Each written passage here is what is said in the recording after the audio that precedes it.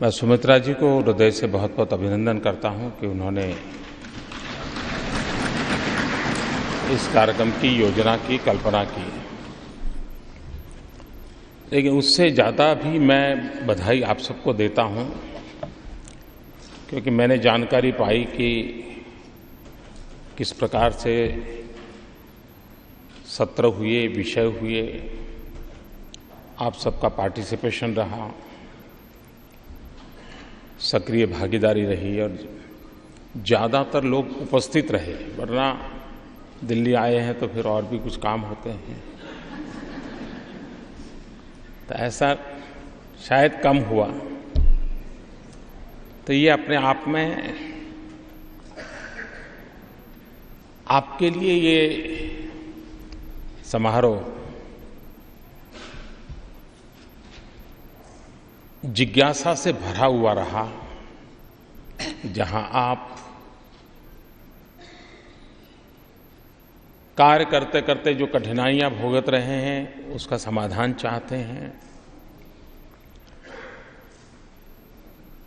जिन सपनों को लेकर के आप सार्वजनिक जीवन में आए, उन सपनों को पूरा करने के लिए अपने आप को सक्षम कैसे बनाया जाए, उसके लिए कहीं से कोई मार्गदर्शन मिले, जानकारी मिले, रास्ता खोजने का प्रयास, इन सारी बातों का परिणाम है कि आप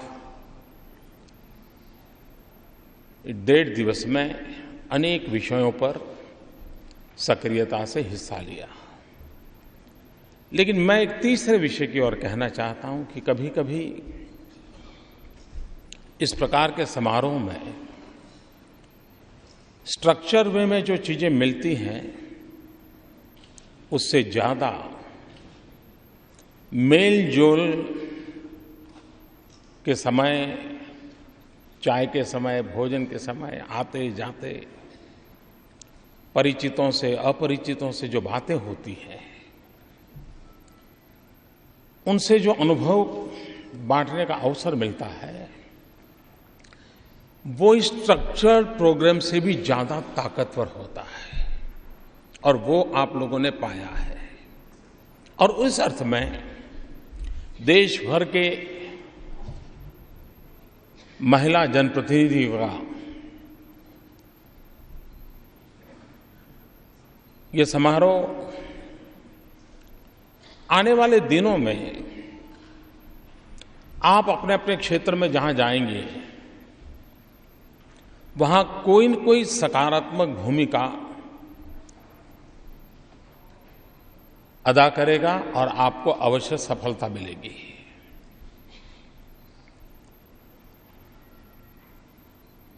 यहां पर सुषमा जी के कोट का उल्लेख हुआ,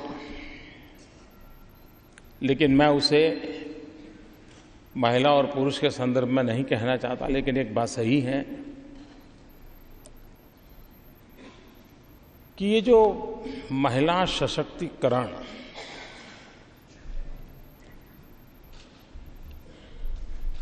ये मनोवैज्ञानिक अवस्था को बदलने की आवश्यकता मुझे लगती है। सशक्तिकरण उनका होता है जिनका सशक्त नहीं है, लेकिन जो इन सशक्त है उनका सशक्तिकरण कौन करेगा? और ये बात मेरे गले नहीं उतरती कि पुरुष होते कौन है जो सशक्त करेंगे।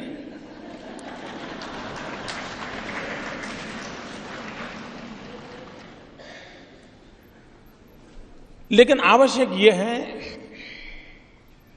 कि हम स्वयं को पहचानें। हम अपनी शक्तियों को तब तक नहीं पहचानते हैं जब तक हमें चुनौतियों से जूझने का अवसर नहीं आता है। जितने भी प्रकार के समाज जीवन के सर्वे होते हैं, उसमें एक बात आती है, अगर पत्नी का स्वर्गवास हो गया और पुरुष अकेला परिवार चलाता है तो न लंबा समय परिवार चला सकता है, न लंबे समय वो जीवित रह सकता है। और अगर पुरुष नहीं रहा और महिला को परिवार चलाने की जिम्मेवारी आ गई तो सारे सर्वे कहते हैं कि वह लंबे अरसे तक जीवित भी रहती हैं और परिवार का लालन पालन उत्तम तरीके से करके दिखाती है। ये उस बात का सबूत है कि इनहेरेंट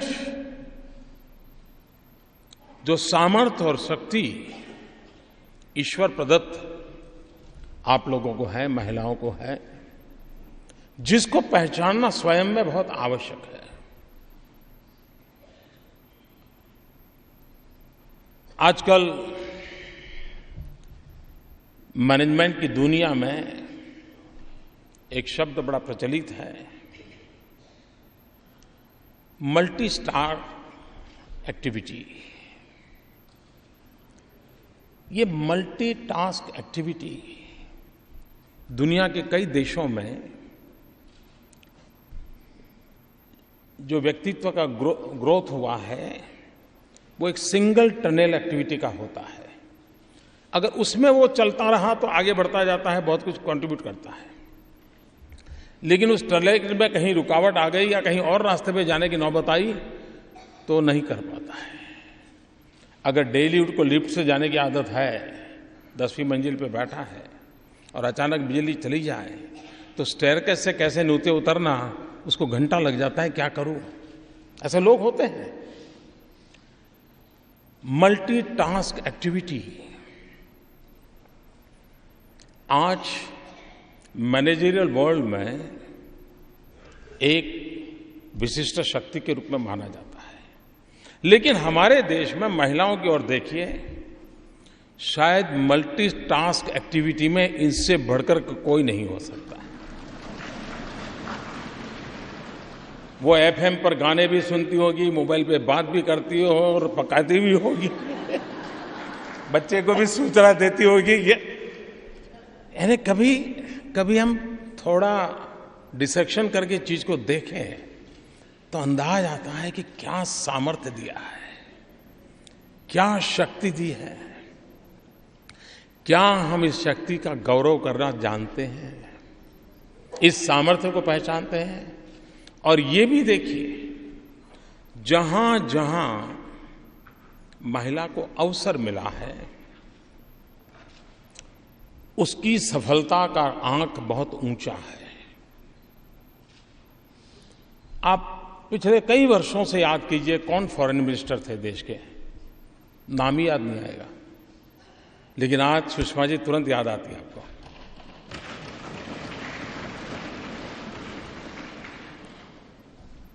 सामर्थ्य हम अनुभव करते हैं। हमारे पार्लियामेंट में कई स्पीकर आए, लेकिन जितने महिला स्पीकर आए हर एक को ध्यान रहा होगा कि मीरा कुमार थे, सुमित्रा जी है। आजकल राज्यों में भी बहुत बड़ी मात्रा में महिला स्पीकर रोल कर रही हैं। जहां जहां उनको अवसर मिला, अगर मैं नहीं जानता हूं किसी ने सर्वे किया है कि नहीं किया है, लेकिन अगर सर्वे करें तो शायद पुरुषों को मिले हुए अवसर, उनका सक्सेस रेशियो एंड महिलाओं को मिला अवसर, उनका सक्सेस रेशियो, मैं विश्वास से कहता हूं महिलाओं का ऊपर गया होगा। इसका मतलब यह है कि सामर्थ्य है। हमारे देश में ये पहली सरकार ऐसी है जिसमें इतनी बड़ी मात्रा में महिला मंत्रियों का प्रतिनिधित्व है, क्योंकि मेरा कन्विक्शन है कि उनको अगर अवसर मिले तो वो बहुत उत्तम परिणाम दे सकते हैं, और आज हम अनुभव भी कर रहे हैं कि परिणाम देते हैं। आप लोगों ने शायद पिछली शताब्दी के उत्तरार्ध में अफ्रीका का एक छोटा सा देश रवांडा, उसकी घटना शायद आपके कान पे अगर आई हो। वहाँ एक बहुत बड़ा नरसंहार हुआ, लाखों की तादाद में लोग मारे गए और ज़्यादातर पुरुष मारे गए। बाद में महिलाओं ने देश की कमान संभाली और हिम्मत के साथ वो मैदान में आई। आज उनके लोअर हाउस में करीब 65% विमेन रिप्रेजेंटेटिव है, और इतनी भयंकर आपत्ति से निकले हुए देश को महिलाओं ने लीडरशिप दी और महिलाओं ने देश को बाहर निकाला। आज रवांडा अपने पैरों पर खड़े होने की ताकत खड़ा हो गया। ये एक अपने आप में एक बहुत बड़ा उदाहरण है कि कठिनाइयों से गुजरने के बाद भी जिनको अवसर मिला उन्होंने कितना बड़ा परिवर्तन किया है, कितना बड़ा परिणाम लाया है। और इसलिए, लेकिन एक जनप्रतिनिधि के नाते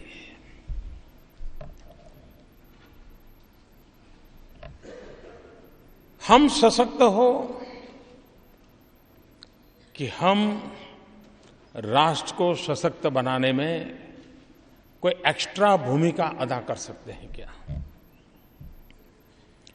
राष्ट्र को सशक्त बनाने में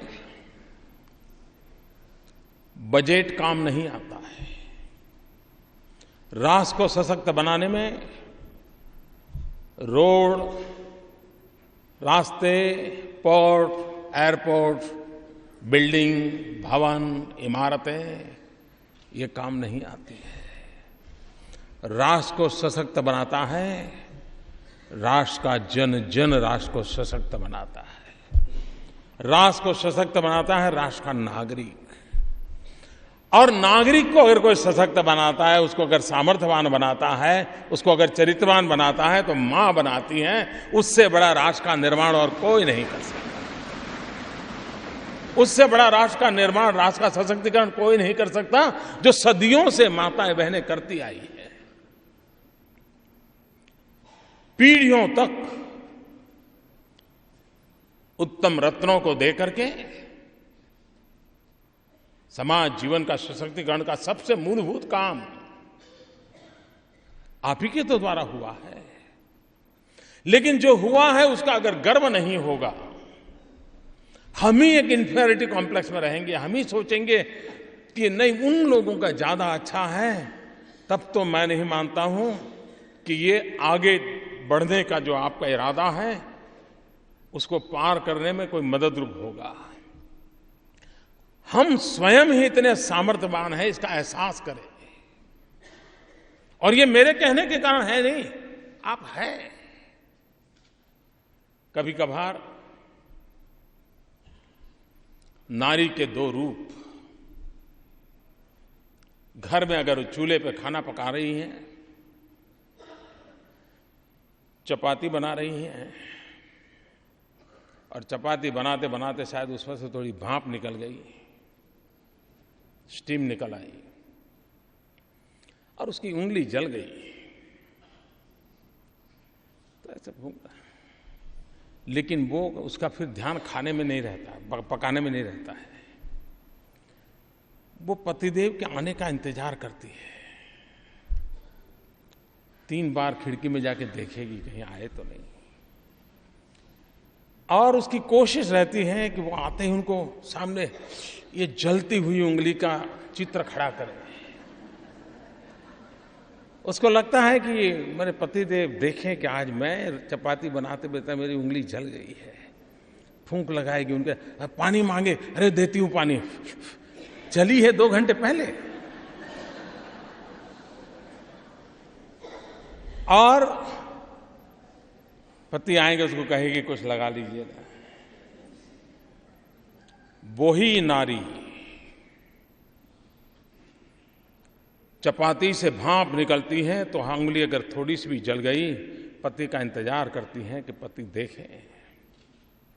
लेकिन अगर मोहल्ले में आग लग गई, मां गई है बाजार में सब खरीदने के लिए, अच्छा सा डिस्काउंट सेल चल रहा है, 10%, 20% साड़ियां आई हैं बहुत बढ़िया, और नारी गई है वहां परचेजिंग के लिए, साड़ियां देख रही है, और पता चले कि उस मोहल्ले में आग लगी है, वो उन सारी साड़ियों को लात मार करके वो दौड़ती है जाकर के। अड़ोस पड़ोस के लोग उस घर को आग बुझाने के लिए, कोई मिट्टी डाल रहा है, कोई पानी डाल रहा है, वो आकर के चीखती है कि मेरा बेटा अंदर है। अड़ोस पड़ोस के कितने ही मर्द मूंछों वाले खड़े होंगे, कोई जाने की हिम्मत नहीं करेगा। वो मां जिंदगी और मौत का खेल खेलते हुए आग में उलझ जाएगी और बच्चे को लेकर के बाहर आ जाएगी। चपाती में से निकली भाप के कारण जिसकी उंगली जलती है तो उसका एक रूप होता है, लेकिन संकटों के सामने जब उसका प्रेम उभर करके आता है दूसरी ताकत होती है। ये शक्ति के धनी आप लोग हैं, और वही शक्ति है जो राष्ट्र को ताकतवर बनाती है, राष्ट्र को सामर्थ्यवान बनाती है। और इसलिए जनप्रतिनिधि के नाते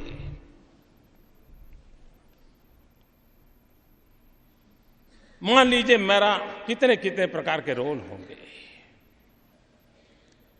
हमारा काम है विधायिका में कानून बनाना।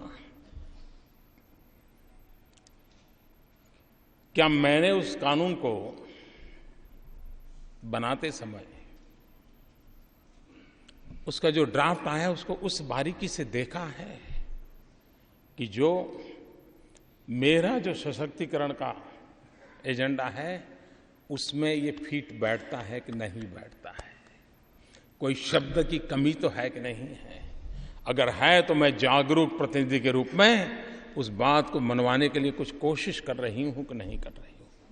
आप देखिए बहुत बड़ा कंट्रीब्यूशन होगा। आपके कार्यकाल में एकांत ऐसा कानून बनता है जिस कानून के अंदर एक ऐसे शब्द को आपने ला करके रख दिया जो शब्द आने वाली पीढ़ियों का जीवन बदल सकता है। कितना बड़ा कंट्रीब्यूशन है। लेकिन क्या मैं उस प्रकार से प्रयास मेरा हो रहा है?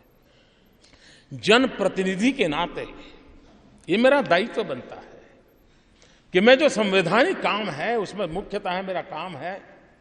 और इतना ही नहीं, कोई भी परिवार में जब मकान बनता है ना, कितने ही आर्किटेक्चर क्यों ना हो, कितने डिजाइन बना करके आए, लेकिन आखिर तक तो थप्पा वो मार लगाती हैं कि नहीं नहीं किचन ऐसे चाहिए, टॉयलेट यहाँ चाहिए, मंदिर यहाँ चाहिए, जूते यहाँ लगाने होंगे, तब जाकर के घर ठीक चलेगा। उसको वो इंजीनियर है कि नहीं है, वो आर्किटेक्चर है कि नहीं, लेकिन उसको समझ आती है अनुभव से। उसी प्रकार से जब हाउस के अंदर एक कानून बनता है उसी विधा से हम उसको देखते हैं, क्या कमियां हैं, क्या अच्छाइयां हैं, आने वाली पीढ़ियों तक क्या प्रभाव पैदा होगा। मैं चाहूंगा थोड़ा सा आप कोशिश कीजिए, आप बहुत बड़ा कंट्रीब्यूट कर सकते हैं, क्योंकि आपके अंदर देखने की ईश्वर ने एक और शक्ति दी है जो आप चीजों को समय से पहले भांप सकते हैं, जो शायद पुरुष नहीं भांप सकते हैं। उसके क्या रिफरकेशन होंगे उसका अंदाज शायद आपको जल्दी आता है, पुरुष को शायद नहीं आता है। ये ईश्वर दत्त एक शक्ति आपके पास है, क्या इसका उपयोग विधायिका में हो सकता है? क्या हम जहां बैठे हैं वहां हो सकता है? हमारी कोशिश होनी चाहिए कि हम करें। जनप्रतिनिधि के नाते हमारी अपनी कोई छवि बनी है क्या? मैं मानता हूं, आपसे आग्रह करूंगा कि आप केयरफुली प्रयास कीजिए कि आपके क्षेत्र में आपकी एक छवि हो, आपकी पहचान वो बने। और ये एक साधना है, एक निरंतरता है, तब जाकर के बनती है। जैसे मान लीजिए कोई जनप्रतिनिधि रहता है कि भाई मंगल और बुध सुबह 8 बजे इस जगह पर मेरा मिलना तय, मतलब है बस बारिश हो धूप हो कुछ भी हो, मैं आपकी पहचान बन जाएगी। अरे वाह, मंगल या बुध, यानी हमारे जनप्रतिनिधि यहां होंगे ही होंगे, जरूर मिलेंगे। हम कहेंगे भाई ये टेलीफोन पर नंबर मैसेज दे दीजिए, मैं रहूं या न रहूं, वो टेलीफोन नंबर आपके जैसी ही ताकतवर बन जाए। ऐसा एक जनप्रतिनिधि के नाते हमारे मतदान क्षेत्र में हम अपनी एक पहचान दर्ज करा सकते हैं क्या? और आप देखिए, एक बार जनसामान्य में आपकी कार्यशैली की, आपके वाणी विचार व्यवहार की एक अगर पर्टिकुलर छवि बनी, वो लंबे अरसे तक आपको काम आएगी, लंबे अरसे तक काम आएगी। और ये कोशिश करनी चाहिए। जनप्रतिनिधि के नाते कभी कभार राजनीति एक कंपटीशन का खेल होता है, स्पर्धा हर पल होती है, लेकिन जब स्पर्धा में ईर्ष्या भाव प्रबल हो जाता है तो हम मान के चलिए कि हम आगे जाने के लिए हकदार नहीं रहते। और उसके कारण क्या होता है कि हमारे कार्यक्षेत्र में अगर 2-4 और महिलाएं तेजस्वी नजर आए, थोड़ी ताकतवर नजर आए, तो हमारा हौसला पस्त हो जाता है, हमें डर लगता है कहीं यार अगली बार टिकट इसको तो नहीं मिल जाएगी, मेरा क्या होगा। हमें अपने आप को निरंतर एबल बनाते ऊपर जाते जाना चाहिए। और अगर हम कोशिश करेंगे कि मैं हूं जो हूं लेकिन मैं किसी को आने नहीं दूं, तो आप मान के चलिए कि आने वाली प्रवाह की ताकत इतनी होगी कि वो आपको नीचे गिरा करके ऊपर चले जाएंगे, और तब आप इतने नीचे चले जाएंगे कि ऊपर कठिन नहीं हो गए। लेकिन अगर आप औरों को आते देते हैं तो आप ऊपर तक चले जाएंगे, नीचे आपका बेज बनता जाएगा, पिरामिड की तरह आपकी ताकत बढ़ती जाएगी। ये सार्वजनिक जीवन में जनप्रतिनिधि के नाते मेरी अपनी शक्ति और शख्सियत, इसके लिए मुझे कोशिश करनी चाहिए। हम ये तय करें, हमारे हर एक के कार्यक्षेत्र में 1/3 महिलाएं नेतृत्व कर रही हैं। कोई गांव का नेतृत्व कर रही है, कोई नगर का नेतृत्व कर रही है, कोई शहर का कर रही है, कोई बड़े शहर। 1/3, क्योंकि 1/3 चेयरमैनशिप किसी न किसी महिला के हाथ में है। ये 1/3 प्रतिनिधि, बाकी छोड़िए, 1/3 प्रतिनिधि वो आपकी सोच, आपके विचार को, जो आपके अंडर में काम करते हैं, आपके कार्यक्षेत्र में है।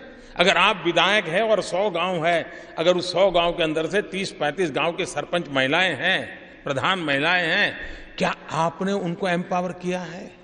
क्या आपने उनका सशक्तिकरण किया है?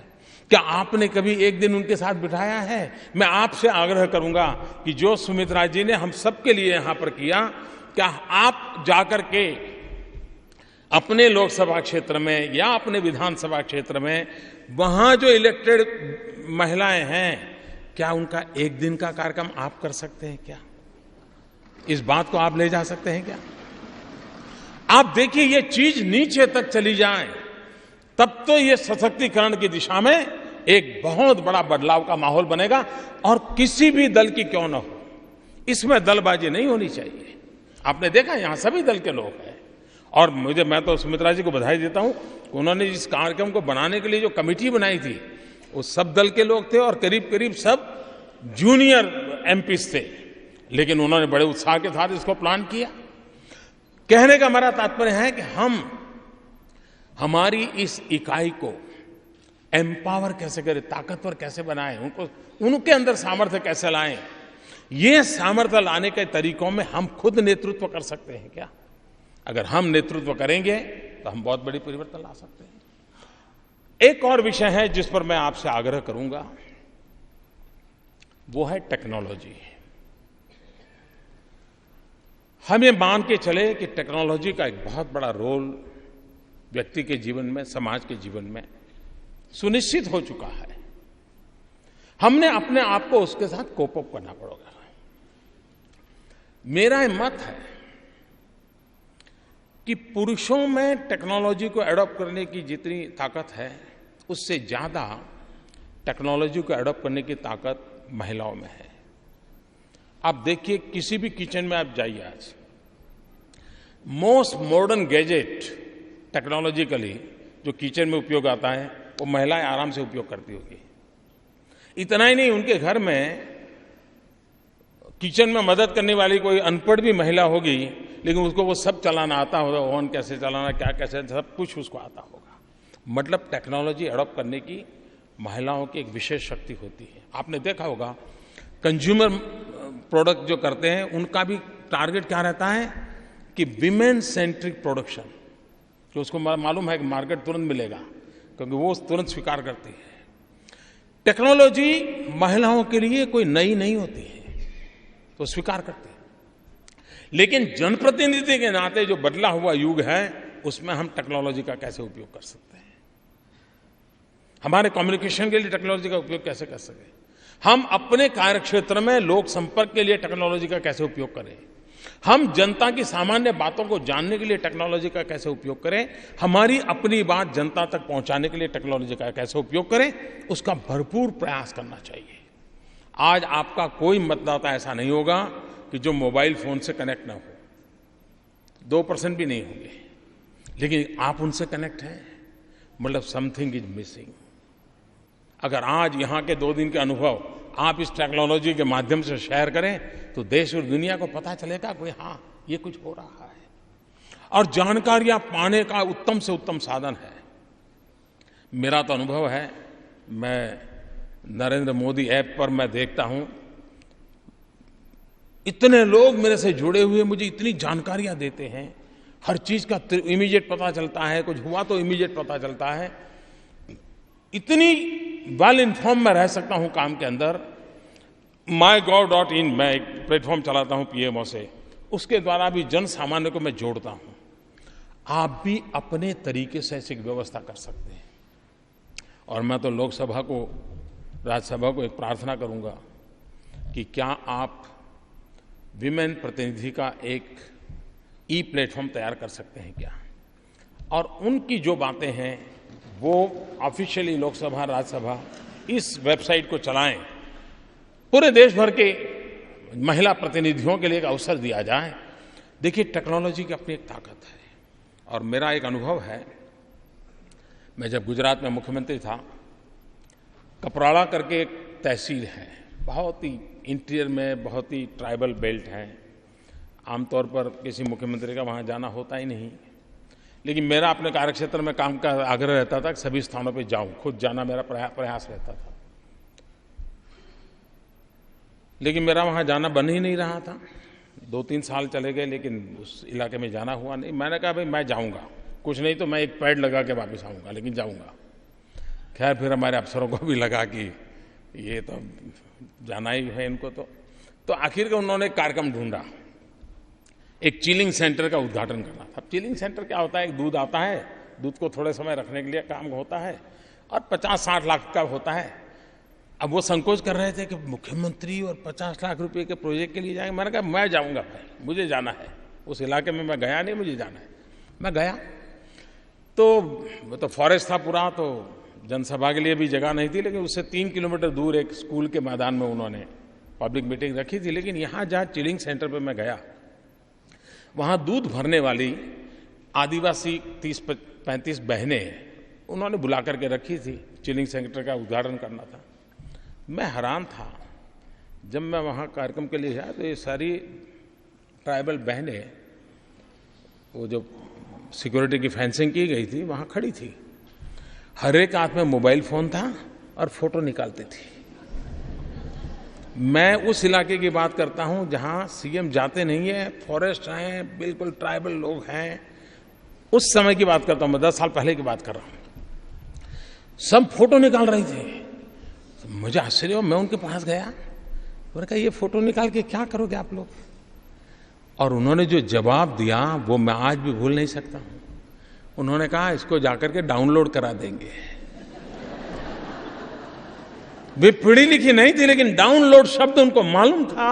मोबाइल फोन से ये कोई किसी दुकान में जाकर के डाउनलोड होता है। कहने का तात्पर्य ये है कि ये टेक्नोलॉजी कहां कहां पहुंची है। क्या हमने अपने आप को उसके साथ कनेक्ट करने का प्रयास किया है? आपकी अपनी ताकत बढ़ाने की दिशा में आपने प्रयास करना चाहिए। एक और विषय है कम्युनिकेशन।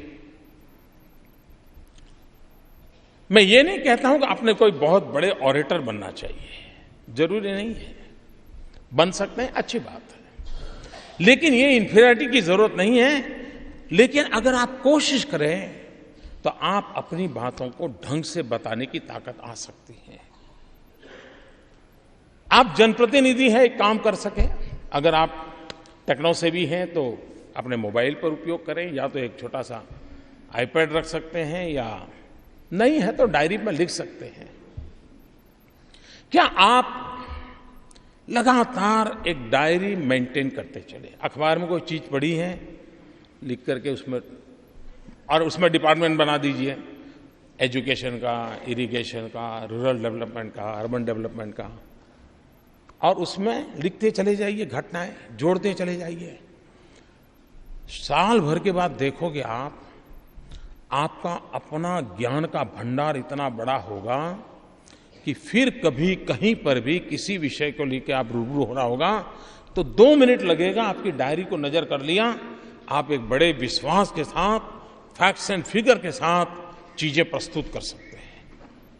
मैं आपसे आग्रह करूंगा कि आपको अपने आप को प्रभावी भी बनाना पड़ेगा,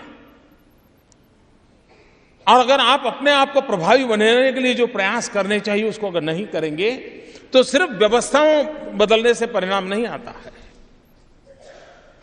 स्ट्रक्चर में इधर उधर बदलाव होता रहेगा, समय समय पर होता भी रहता है। आवश्यकता है उसमें प्राणवान कैसे बनाएं, हम अपनी ताकत को कैसे जोड़ें।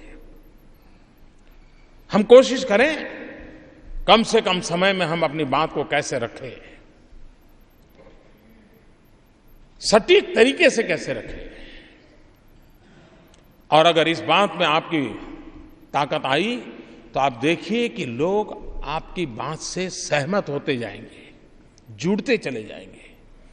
आपकी लीडरशिप एस्टैब्लिशमेंट करने के लिए आपके पास उम्दा वक्तृत्व की जरूरत नहीं है, आपके पास विषयों की जानकारी होना जरूरी है।